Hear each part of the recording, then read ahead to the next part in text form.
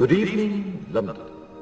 Allow me first to apologize for this emergency channel. I do, like many of you, appreciate the comforts of the everyday routine, the security of the familiar, the tranquility of repetition. Bloody hell. I enjoy them as much as any bloke.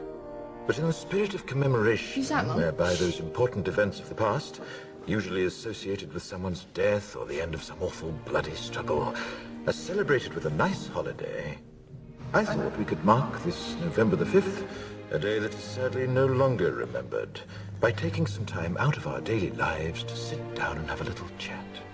There are, of course, those who do not want us to speak. Just let me think. I suspect even now, orders are being shouted into telephones, and men with guns will soon be on their way. It's Chancellor Sutler. Damn it! Why? Because while the truncheon may be used in lieu of conversation, words will always retain their power.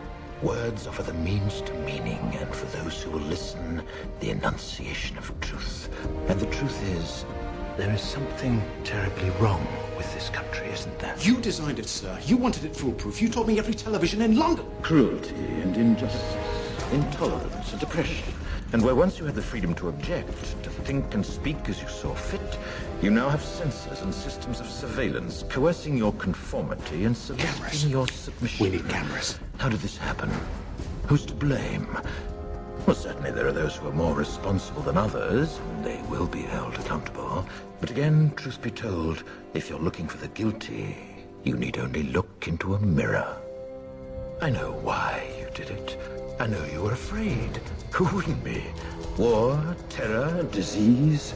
There were a myriad of problems which conspired to... Fear got the best of you, and in your panic you turned to the now High Chancellor Adam Sutler. He promised you order, he promised you peace, and all he demanded in return was your silent, obedient consent. Inspector, you're almost through. Last night, I sought to end that silence. Last night, I destroyed the Old Bailey to remind this country of what it has forgotten. More than 400 years ago, a great citizen wished to embed the 5th of November forever in our memory.